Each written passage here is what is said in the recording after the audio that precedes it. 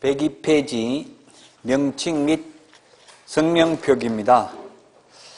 사무소 명칭 표시가 있고요. 103페이지, 그 다음에 104페이지 개업공개사 성명 표기, 그 다음에 105페이지 중개대상물의 표시 광고라는 말이 있습니다. 이 광고라는 말이 문제인데, 양가로 그 105페이지 4번에 있는 표시 광고할 때 표시 광고, 이 광고는 임대문의 이런 걸 말하는 거고요. 성명 표기는 5개 광고물, 5개 광고물은 간판을 말합니다. 5개 광고물은 성명을 표기해야 됩니다. 자, 그래서 일단 시험에 우리 중개사무소 간판은 달아야 된다, 간판 안 달아도 된다. 답은 간판 설치 안 해도 됩니다. 다만 중개사무소 명칭은 공인중개사 사무소 또는 부동산 중개, 이 둘 중에 하나의 명칭을 사용해야 됩니다. 행복공인중개사 사무소, 행운부동산 중개 해도 됩니다. 그리고 5개 광고물, 5개 광고물이 광고라는 말이 들어가지만 이 5개 광고물이 간판입니다. 간판. 그래서 5개 광고물에는 성명만 표기하면 됩니다. 시험에 5개 광고물에 성명, 전화번호를 표기하지 않는 경우에 100만 원 이하의 과태료에 처한다. X입니다. 전화번호는 간판에 안 적어도 됩니다. 등록번호도 안 적어도 됩니다. 근데 지금 간판 다니다 보면은 허가번호, 등록번호, 전화번호 이런 거 적혀 있는 경우 있죠? 전화번호는 거의 다 적어놨잖아요, 간판에. 그건 의무사항 아니라고 알아서 광고하려고 적어놓은 거죠? 강제로 하라고 의무사항은 아니다. 의무는 성명, 5개 광고물은 성명을 표기해야 되고, 즉 간판을 달면 성명 표기해야 되고, 간판 안 달고 유리창에 선팅만 하려면 그냥 행운공인중개사 사무소 이렇게만 적어놔도 상관이 없다는 이야기입니다. 그래서 무등록자, 개업공인중개사가 아닌 자가 이러한 명칭을 쓰면 유사명칭 사용금지로 1년 이하의 전역이나 1,000만 원 이하의 벌금에 처합니다. 그 다음에 두 번째, 개업공인중개사가 이러한 명칭을 쓰지 않고 21세기 부동산 컨설턴트, LBA 법률중개사 이런 표현만 쓰면 100만 원 이하의 과태료입니다. 공인중개사 사무소 또는 부동산 중개라는 명칭을 사용해야 되고요. 그 다음에 소위 중개인이 있습니다. 중개인이란 법 7638호 부칙 제6조 2항의 규정에 의해서 등록을 한 것으로 보는 자, 소위 옛날에 복덕방 하던 분들, 자격증 없이 지금도 하고 있는 분들, 자격증이 없기 때문에 이분들은 공인중개사 사무소라는 명칭은 쓸 수 없습니다. 부동산 중개라는 명칭만 써야 되는데 이를 위반하고 공인중개사 사무소라는 명칭을 쓰면 100만 원 이하의 과태료입니다. 그 다음에 5개 광고물에, 즉 간판에 개업공개사 성명을 표기하지 않는 경우에도 100만 원 이하의 과태료입니다. 그런데 이제 표시광고입니다. 표시광고 공정화에 관한 법률에 따른 표시광고물입니다. 표시광고물. 표시광고 공정화에 관한 법률에 의해서 표시광고는 우리 지나다니다 보면 임대문의 이렇게 해가지고, 예를 들면 상가에 셔터 내려놓고 임대문의 이렇게 해가지고 보통 핸드폰 번호만 적어놨죠, 대부분? 그렇게 하면 안 된다고요. 또 전봇대 같은데 뭐 부동산 이런 거 매물 붙여놓으면 개업공개사가 하려면 반드시 개업공개사 4가지를 표시해야 됩니다. 첫 번째, 사무소 명칭, 행운공인중개사 사무소, 그 다음에 소재지, 그 다음에 연락처, 그 다음에 성명, 대표자 성명을 표시해야 됩니다. 4가지. 이 중에 하나라도 표시 안 하면 100만 원 이하의 과태료입니다. 무등록자가 개업공인중개사가 아닌 자가 이러한 표시 광고를 하면 1년 이하의 징역이나 1,000만 원 이하의 벌금이고, 개업공인중개사가 광고를 하면서 4개 중에 하나라도 빠지면 100만 원 이하의 과태료에 해당이 됩니다. 그래서 표시 광고라는 거는 임대문의 이런 거 광고하는 걸 말하고 5개 광고물은 간판을 말한다는 걸 기억해야 돼요. 5개 광고물이라는 표현은 간판, 중개사무소 간판을 5개 광고물이라 하고 표시 광고 공정하게 관한 법률에 의한 표시 광고는 임대문의 이런 걸 말합니다. 자, 그러면 불법 간판 철거를 만약에 불법 간판 철거해야 되는 게 세 가지 요소가 있습니다. 폐업 신고, 등록 취소, 사무소 이전 3개는 간판 철거해야 됩니다. 휴업이나 업무 정리는 간판 철거 안 해도 됩니다.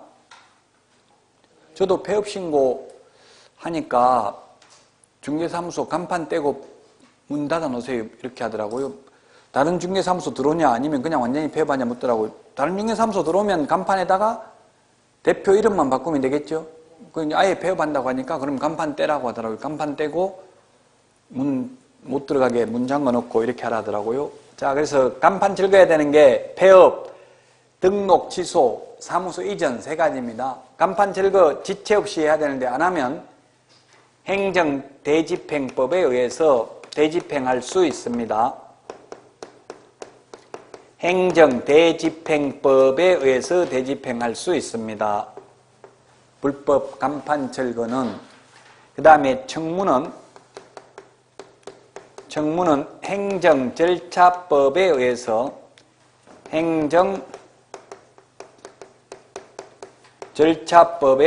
청문할 수 있습니다. 과태료 이의신청은 질서위반행위 규제법에 의해서 질서위반행위 규제법에 의해서 과태료 이의신청할 수 있습니다. 법 이름만 기억하면 됩니다. 법 내용은 우리 시험 범위가 아닙니다. 무슨 법에 의해서 하는지까지. 그래서 105페이지까지 다 했습니다. 104페이지 그 맨 밑에 양가로 3번 5개 광고물이라고 되어 있잖아요. 5개 광고물이 간판이라고 했죠? 표시 광고물은 똑같은 광고란 말이 들어갔는데 표시 광고물은 임대문 이런 거 써붙이는 걸 말해요. 표시 광고 공정하게 관한 법률에서 표시 광고 다 했고요. 107페이지 중개사무소 107페이지 양가로 1번 이중사무소 설치 금지. 앞에서 이중등록, 이중소속, 이중사무소, 이중계약서 다 했죠? 사무소를 2개 설치하거나 또는 이동이 용이한 파라솔, 천막, 우리 모델하우스 앞에 가면은 파라솔 같은 거 설치하잖아요. 이런 걸 해도 이중사무소와 마찬가지로 1년 이하의 징역이나 1,000만 원 이하의 벌금에 처하며 또한 등록을 취소할 수 있습니다. 108페이지 양가로 2번 임시중개시설물 109페이지 양가로 3번 소위 떴다방 이동용이한 떴다방 파라솔 천막 이런 거 설치하면 이중사무소와 마찬가지로 처벌받는다. 1년 이하의 징역이나 1,000만 원 이하의 벌금. 근데 저도 파라솔 이거 떴다방 설치해봤어요. 했는데 옛날하고 달리 옛날에는 설치하면 어떻게 했냐면 플랜카드 이런 거 걸어가지고 누구누구 교육공개사라고 이런 걸 붙여놔요. 심지어 전화기도 설치해놔요. 옛날에는. 근데 요즘은 그냥 파라솔만 설치해놓지 누가 설치했는지 모르게 아무것도 안 붙여놨어요. 그냥 파라솔만 있어요. 그러면 단속하러 와가지고 네가 설치했냐 물으면 아니요 다리가 아파서 잠시 앉아가지고 누가 해놨길래 앉아 있었는데요. 이렇게만 하면 처벌할 수가 없다는 게 판례예요. 증거가 없으니까 설치했다는 걸 그 CCTV로 뭐 설치하는 게 적발되면 모르겠지만 그렇지 않은 한은 나 안 했다. 그냥 지나가다가 다리가 아파서 여기 앉아서 잠깐 이야기만 했다.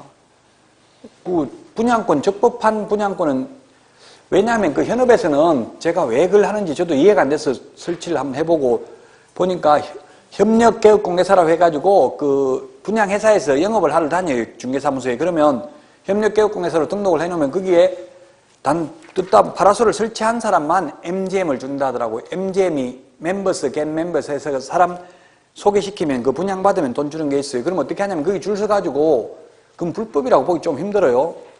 분양받으러 온 사람들 나갈 때 전화번호만 받는 거예요. 피 받아드리겠습니다. 그러니까 전화번호만 받아가지고 그 전화번호를 입력하면 이제 협력개업공개사 그 사이트에 입력을 하면은 그분이 분양받으면 MGM을 뭐 300만 원, 최소 100만 원 이상 줘요. 100만 원, 200만 원, 300만 원 이렇게 받아요. 받는 걸 불법이라고 볼 수 없죠. 그거는 뭐 전매하는 것도 아니잖아요. 그냥 분양받는 거. 왜 그러면 하겠어요? 분양 회사들은 분양 대행사가 주로 그렇게 하는데, 그렇게 한 이유는 안 그러면 청약만 엄청나게 몇백 대 1 해놓고 나중에 계약할 때는 한 건도 안 하고 이렇게 되잖아요. 근데 막 그 뜻다방이 와가지고 피 받아주겠다 이러면 아, 이거 분양받으면 돈 되겠다 싶어서 계약으로 연결되잖아요. 그래서 그게 재미있어요. 오히려 중개하는 것보다. 저도 친구 알바 10만 원 주고 고용해가지고 전화번호 받아라. 근데 거짓말로 전화번호 적었다가 적발되면 100배 손해배상하기로 한다. 이렇게 그렇게 많이 해야 되냐 이러더라고요. 그래서 거짓말로 적지만 마라. 그냥 손님한테만 받아서 적어라 이렇게 했는데, 그 여러 건 하다 보면 한 건만 분양받아도 100만 원만 받아도 일당은 건지는 거잖아요. 예, 그렇게 하고 있어요. 현실적으로 영업을. 그 대신에 이제 그 분양회사에서 자꾸 그 파라솔을 설치하라더라고요. 그렇게 해놔야 청약하러 오는 사람들이 야, 이게 뭐 뜻다방도 설치되어 있고 이거 돈 되겠다 이런 생각을 하게 하려고 그러는 거예요. 그 대신에 설치하면서 아무도 거기에 중개사무소 이름은 안 붙여놔요. 왜냐면 불시에 단속당하면 그 이름 적어놓은 사람이 자기가 설치한 걸로 인정되잖아요. 아마 딴이 보면 그렇게 돼 있을 거예요. 이름 안 적혀있죠, 파라솔에? 예, 지금은 안 적혀있어요. 설치는 되어 있지만. 옛날에는 뭐 플랜카드 다 걸어놓고 누구 중개사무소인지 다 적어놨었어요. 2번 분사무소입니다. 분사무소. 2번 분사무소인데, 저는 이때까지는 분사무소를 사실 본 적은 없었습니다. 분사무소는 지점, 지사 개념입니다.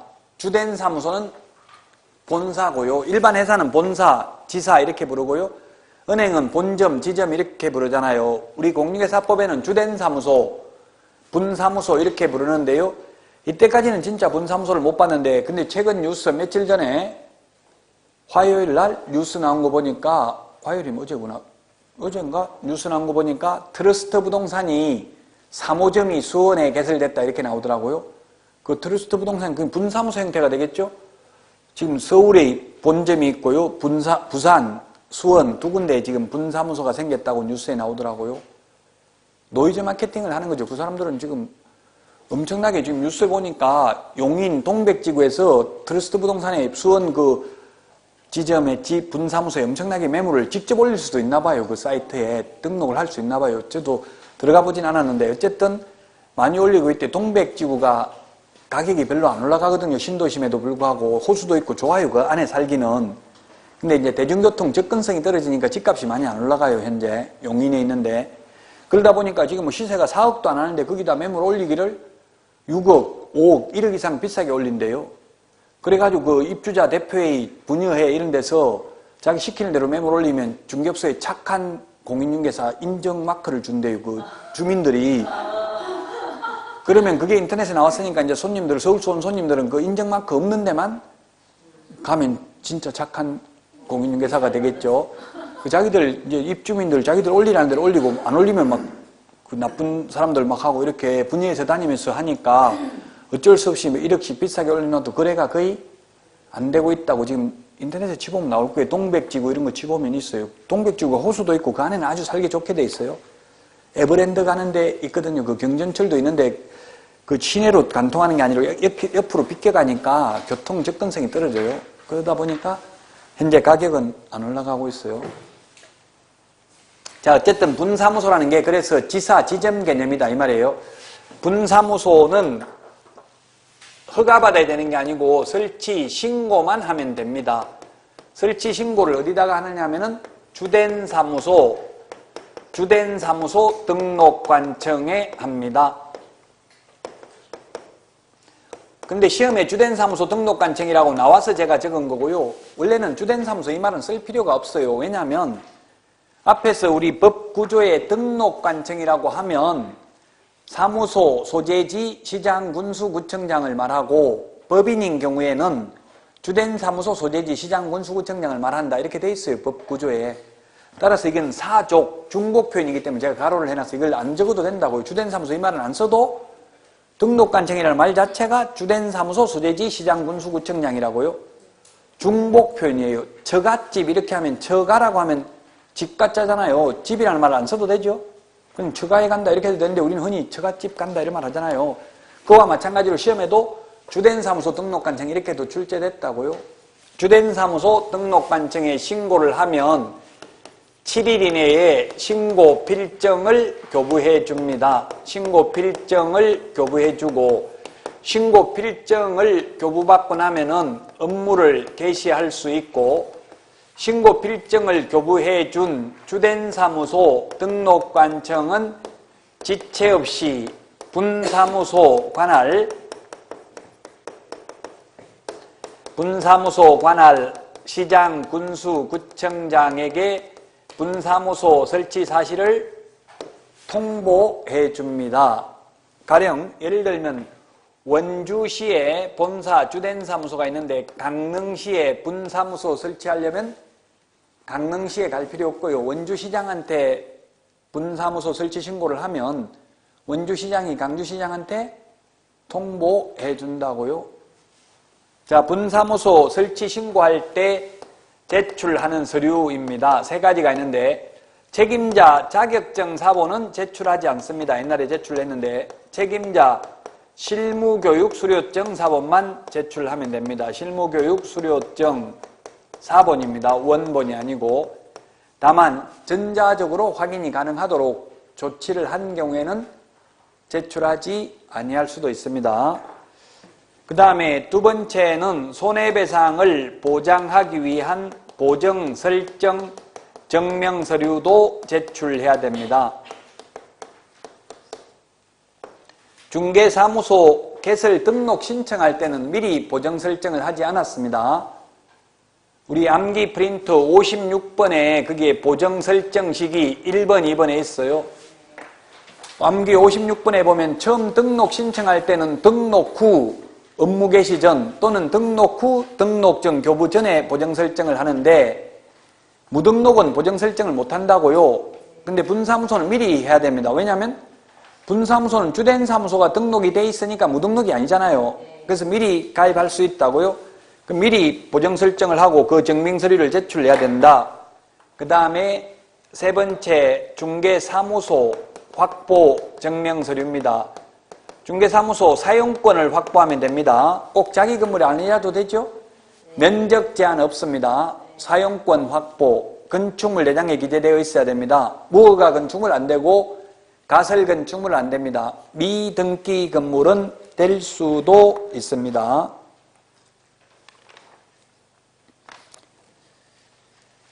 자, 그러면 다시 그럼 109페이지 좀 보충을 하면 동그라미 1번 법인만 분사무소 둘 수 있습니다. 자연인, 개인은 분사무소 둘 수 없습니다. 2번 분사무소는 두어야 하는 게 아니라 둘 수 있습니다. 그 다음에 분사무소는 주된 사무소와 함께 한 개의 법인인 개업공개사가 되는 것이지 분사무소가 주된 사무소 별도의 법인이 되는 건 아니다. 그래서 주된 사무소가 등록 취소되면 분사무소도 모조리 업무 못합니다. 그 다음에 동그라미 4번 분사무소 관련 사무처리는 모두 주된 사무소 등록관청이다. 암기 프린터 4번에 보면 분사무소 설치 신고, 분사무소 이전 신고, 분사무소에서 사용할 인장 등록, 분사무소 휴업 신고, 폐업 신고 모두 주된 사무소 등록관청에 한다. 다만 그 맨 마지막에 분사무소에서 중개 행위를 하였을 경우 중개 보수는 분사무소 관할 시도 조례가 정하는 보수를 받는다. 또 그 바로 위에 분사무소 지도감독은 둘 다 가능 이렇게 적어놨죠. 암기 프린트 4번에 둘 다 가능이라는 말은 주된 사무소 등록관청도 가능하고 분사무소 소재지 시장 군수구청장도 가능하다는 뜻입니다. 110페이지 분사무소 설치 신고입니다. 동그라미 3번에 보니까 주된 사무소 등록관청에 신고합니다. 분사무소 설치 신고. 동그라미 4번 수수료 내야 됩니다. 암기 프린터 52번에 동그라미 5번에도 적어놨습니다. 당해 지자체 그러면 만약에 본사가 원주에 있고 강릉에다가 분사무소를 두려면 원주시 조례가 정하는 수수료 낼까요? 분사무소가 있는 강릉시 조례가 정하는 수수료 낼까요? 어디다 내겠어요? 원주시 조례입니다. 왜냐하면 신고를 원주시에다 하니까 그 당해 지자체니까 그 수수료가 원주시조례가 정한 수수료 낸다고요. 본사가 원주에 있고 분사무소가 강릉에 있으면 신고하는 그 시군구 조례니까 원주시 조례가 정하는 수수료를 내고 원주시장에게 분사무소 설치 신고를 한다. 강릉에 하더라도 강릉에는 갈 필요 없어요. 설치 신고. 그냥 업무만 가서 하면 되겠죠. 그 다음에 동그라미 2번 설치 개수입니다. 분사무소는 주된 사무소가 속한 시군구를 제외한 시군구별로 설치하되 시군구별로 1개소를 촉할 수 없습니다. 만약 주된 사무소가 원주시에 있다면 원주시에는 이제 분사무소 둘 수 없습니다. 나머지 제천시, 이천시 각각 한 개씩만 둘 수 있습니다. 그 외에 시군구에. 그래서 시험에 분사무소는 모든 시군구에 설치하되 시군구별로 1개소를 촉할 수 없다. X입니다. 모든. 즉 주된 사무소가 있는 시군구에는 안 된다 이 말이에요. 그런 게 출제됐다. 111페이지 메뉴의 동그라미 3번 보정 설정을 미리 해야 된다. 분사무소마다 1억 이상 가입해야 됩니다. 사무소마다 각각 1억 이상 가입해야 됩니다. 111페이지 맨 밑에 동그라미 4번 분사무소 책임자는 공인중개사이어야 한다. 다만 특수법인은 그러하지 아니하다. 특수법인은 분사무소 책임자가 공인중개사일 필요도 없고 등록 기준도 적용 안 한다고 했죠? 우리 암기 프린트 3번에 등록 기준 할 때 있었죠? 암기 프린트 3번에 있었습니다. 이 암기 프린트 29번을 옛날 1일 2월에 준 자료하고 바꿨습니다.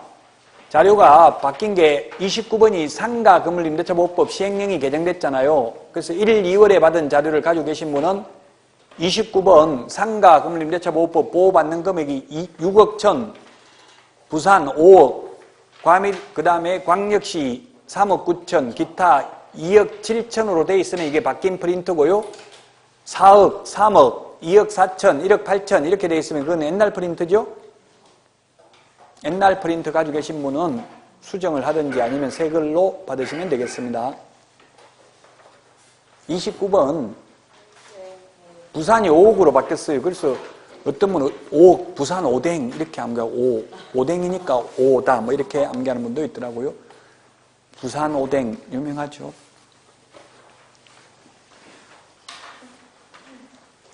자, 그 다음에 112페이지 분사무소 설치 신고 필정 교부입니다. 동그라미 1번, 방가로 4번에 동그라미 1번 7일 이내 교부라고 돼 있죠? 7일 이내. 우리 칠판에 적어놨어요. 7일 이내. 책임자가 결격 사유에 해당되는지 확인하는 데 걸리는 시간입니다. 그 다음 맨 밑에 112페이지 방가로 5번 통보. 여기 되어 있잖아요. 지체 없이 분사무소 관할 시장군수구청장이 통보해야 되고요. 그 다음에 이 분사무소 설치 신고사항은 다음 달 10일까지 협회에 통보해야 된다. 앞에 암기 프린트 25번에 다음 달 10일까지 통보하는 거 6가지 보셨었잖아요. 협회에 통보해야 된다. 113페이지 메뉴의 박스 오른쪽에 있는 게 암기 프린트 4번에 있습니다. 이 칠판에는 여기 있잖아요. 이 3가지 서류 제출을 해야 된다 이 말이죠. 3가지 서류 제출을 해야 된다. 그 다음에 그 3가지인데 우리 책에는 4번, 5번이 있는데 4번은 건축물 내장 법인 등기사항 증명서 이건 제출 안 한다는 이야기고요. 5번에 자격증도 제출 안 해요. 자격증 제출하지 않는다. 이 표현은 우리 암기 프린트 51번에 1번부터 3번까지 자격증 제출 안 한다고 나와 있어요. 암기 프린트 51번에. 암기 프린트 51번에 보면 1번 등록 신청, 2번 분사무소 설치 신고, 3번 소속 공개사 고용 신고할 때 자격증 4번 제출 안 한다고 돼 있죠? 왜 안 하냐면 자격증 교부대장은 전자적 처리가 가능한 방법으로 작성 관리되어 있다. 위조된 자격증으로 개업을 한 게 적발되었기 때문에 이제 진위 여부를 등록관청이 직접 확인한다고요. 그 제가 해보니까 제 주민등록번호 입력하니까 바로 인터넷에 자격증 딴 날짜가 다 뜨더라고요. 그래서 제출할 필요가 없습니다. 자, 그 다음에 113페이지 맨 밑에 방가로 6번. 이 신고 필증 재교부 받으려면 수수료 내야 됩니다. 지자체 조례가 정하는 수수료. 암기 프린트 52번에 동그라미 6번에 있습니다. 지자체 조례가 정하는 수수료 내야 된다. 114페이지 분사무소 설치 신고서 오른쪽 메뉴에 처리기간 7일입니다.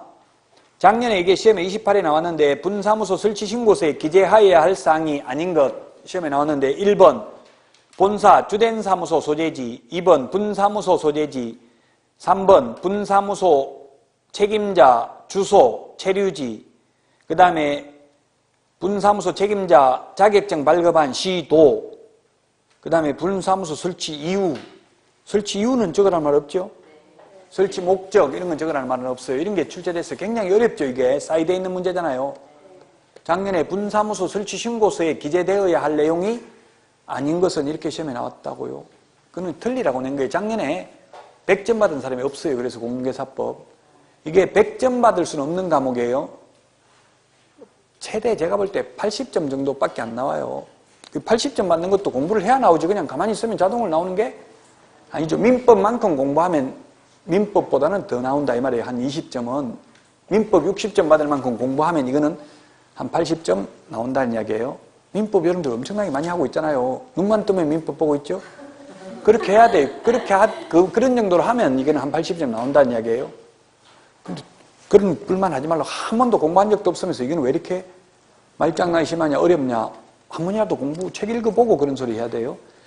지금 이거 안 되더라도 너무 설파할 필요 없고 계속 아직도 지금 처음 오신 분은 3, 4월 나가고 또 5, 6월 또 하고 7, 8월 하고 9, 10월 하고 지금 계속 다시 시작하거든요. 저도 지금 국제사이버대 부동산학과 저도 교수로 있는데 거기는 한 학기에 법령만 나가요. 한 학기 내에.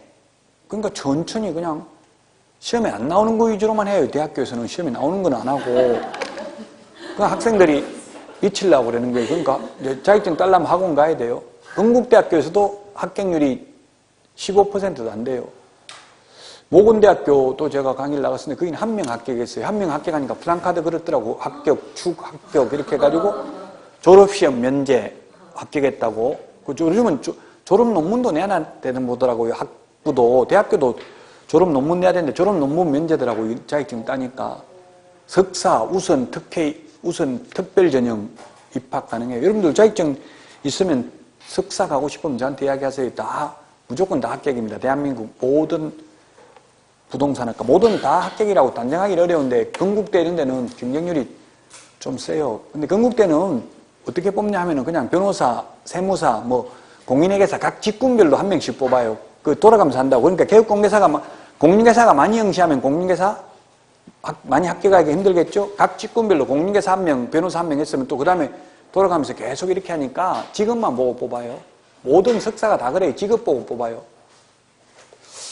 저도 와이프는 무직인데 그냥 전업주부인데 합격은 했어요. 그래서 성격이 더럽더라고요. 미리 뭐 나올 건지 예상 질문해가지고 다 암기하고 달달달 암기하고 올해 부동산 전망이 어떻게 될 거냐 이런 거 묻는 거 예상 질문한 그대로 나왔다더라고. 그래가지고 합격은 해서 다니는데 자기 혼자만 직업 없으니까 오는 사람마다 직업 뭐냐 이거 물으니까 미치겠다더라고. 직업 없다고 대답하기도.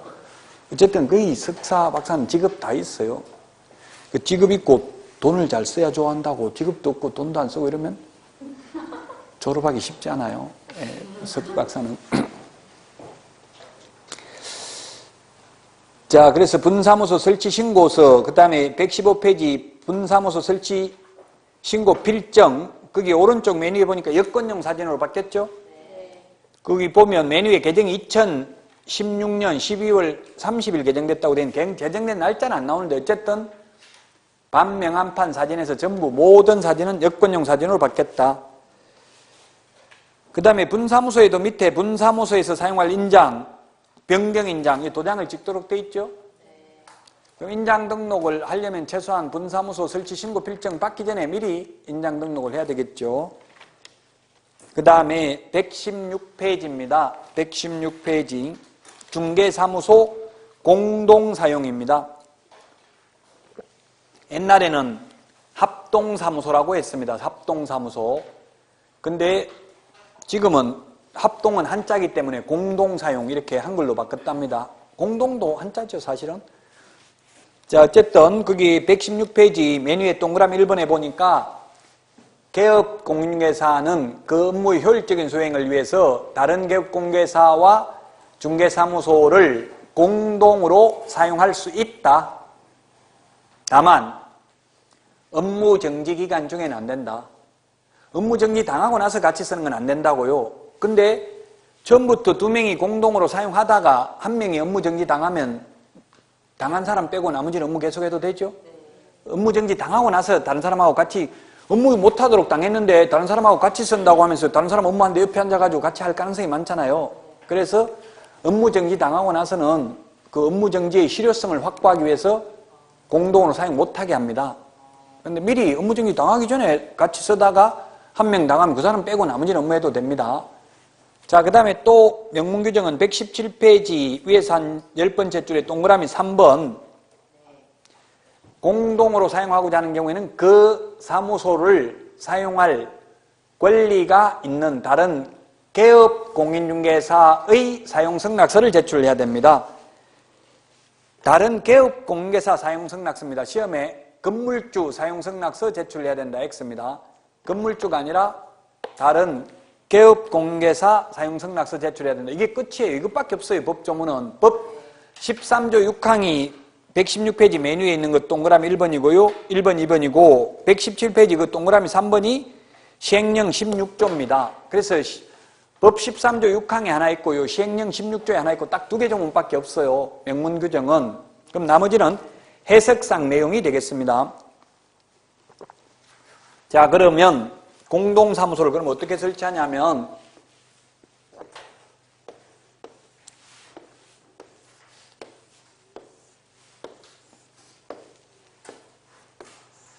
만약에 A, B, C, D 4개의 사무소가 있으면 아마 이런 지문을 보고 그 수험생들이 인터넷에서 뭐 엄청나게 밴드 같은 데서 질문을 많이 하는 분 계시더라고요. 계속 집요하게 하던데 관할구역 밖에 있어도 즉 하나는 부산에 있고 하나는 서울에 있어도 관할구역 밖에 있어도 공동으로 사무소를 사용할 수 있다, 설치할 수 있다 이렇게 해가지고 그게 아마 오로 돼 있었나 봐요. 제가 낸 문제는 아닌데 그 취지는 무슨 말이에요? 부산에 있어도 서울로 옮겨와서 같이 쓴다는 취지지 하나는 서울에 있고 하나는 부산에 있고 왔다 갔다 하면서 공동으로 사용한다는 뜻은 아니에요. 그래서 A에서 공동으로 사용하려면 설치하는 방법, 법에는 없어요. 법조문에 공동사무소 설치신고서라는 서식도 없죠?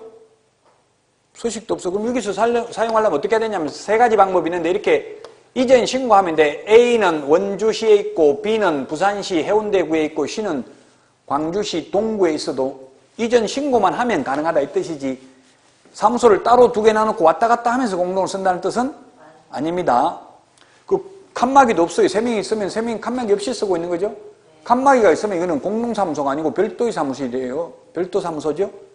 이렇게 하나가 있고 하나 이전 신고하는 방법. 또 하나의 방법은 뭐가 있느냐 하면 또 하나 방법은 이미 A가 하고 있는 장소에다가 한 명이 신규 등록을 하면 이제 2명 이상이 되잖아요. 이러면 이게 공동사무소예요.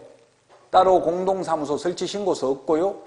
그 다음에 또 하나의 방법은 아예 처음부터 2명 이상이 동시에 등록을 하면 이게 공동사무소가 되는 거예요.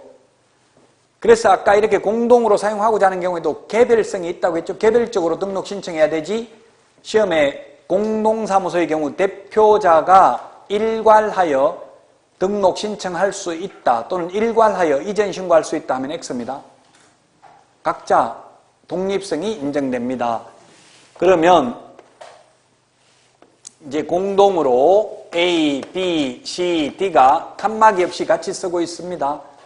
아무런 제한이 없습니다. 그래서 A는 법인인 개업공개사, B는 공인중개사인 개업공개사, C는 중개인, D는 법인의 분사무소라도 상관이 없습니다. 같이 쓸 수 있습니다.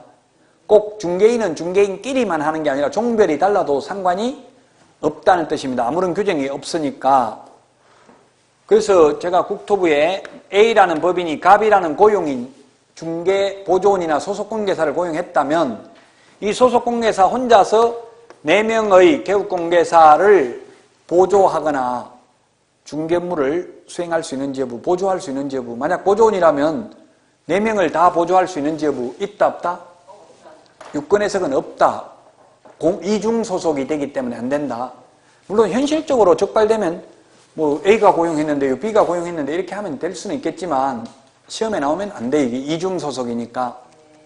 그래서 그럼 왜 이게 공동으로 사용하냐? 만약에 이게 출입문이 여기 있어가지고 B가 중개보수를 100만 원 받았습니다. B 혼자 먹어야 됩니까? 아니면 다른 개업공개사하고 나눠 먹어야 됩니까? 규정이 없습니다.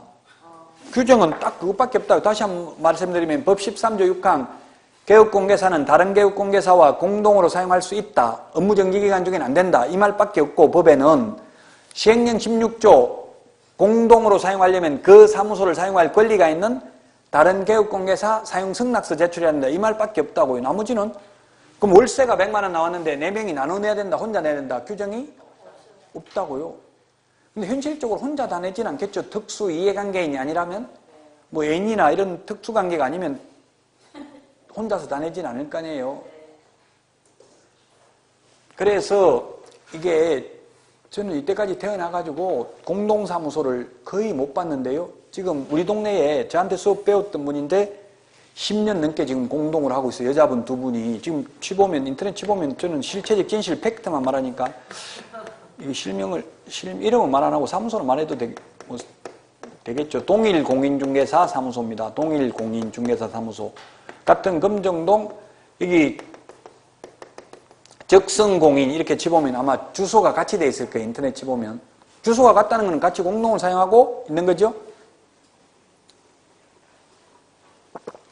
간판에는 공동사무소라고 안 적혀져 있어요. 그냥 간판은 동일공인중개사 사무소만 돼 있어요. 들어가 보니까 자격증은 2개 따로따로 걸려 있더라고요.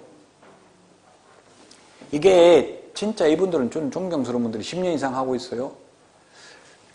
보통 분들은 이게 안 되는 이유가 슬픔은 나누면 반감되지만 기쁨은 나누면 짜증나죠? 그래서 돈 이거 100만 원 어떻게 나눌 건지 내가 더 열심히 했는데 내가 기여도가 높은데 왜 똑같이 나누냐 이렇게 누군가가 이런 불만이 생길 수가 있잖아요.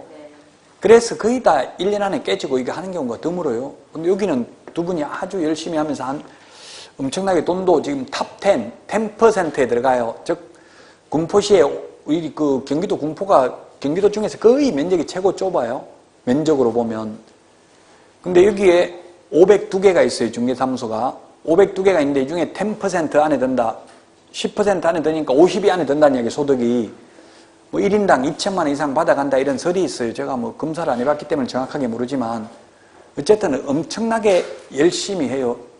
가만히 있는 게 아니라 계속 작업을 하더라고요. 전화해가지고 세입자들하고 집주인하고 전화해가지고 다 작업을 해요. 현실적으로는.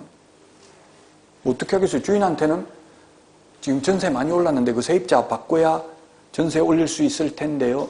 이런 식으로 나가라고 통보했습니까? 예를 들어서 이렇게 이야기하고 또 세입자한테는 전화해가지고 주인이 세입자 바꿀 모양이던데 지금 아직 집 구할 준비 안 되시죠? 제가 싸게 싼 거 구해드리겠습니다. 예를 들면 뭐 이런 식으로 해서 작업을 해야 된다고요? 저하고는 적성에 좀 안 맞는 부분이 있더라고, 그런 부분은. 그래서 뭐 그는 일단 합격하고 나서 그는 테스트 해보면 돼. 취직해가지고 자기를 검증받아보면 돼. 내가 이게 적성에 맞는지 안 맞는지는.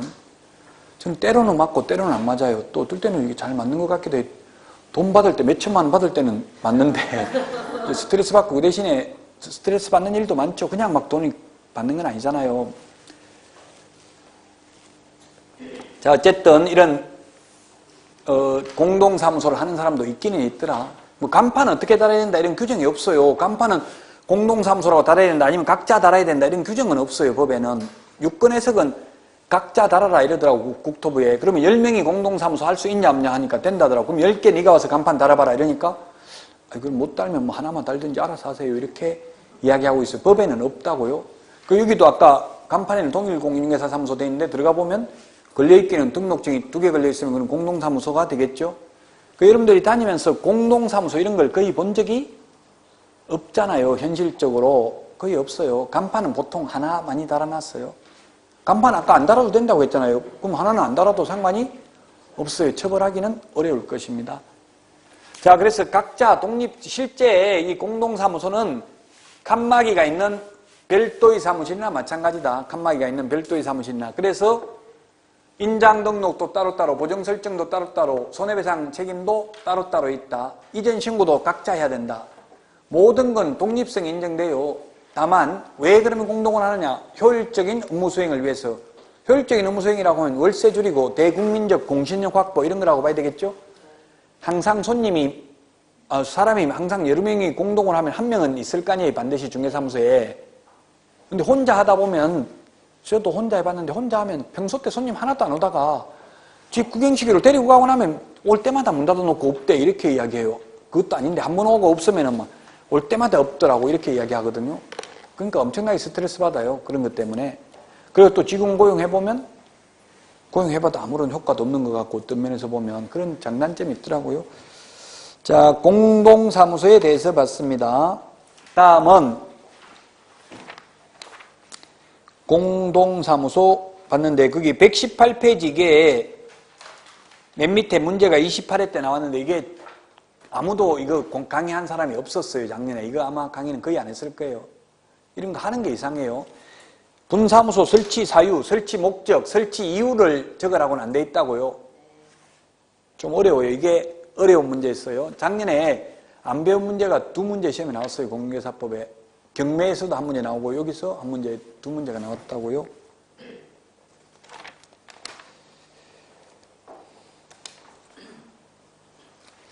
여기 이번 시간 여기까지만 하겠습니다. 여기까지 하고 쉬었다가 바로 문제 이게 전제 문제하고 기출문제 보도록 하겠습니다.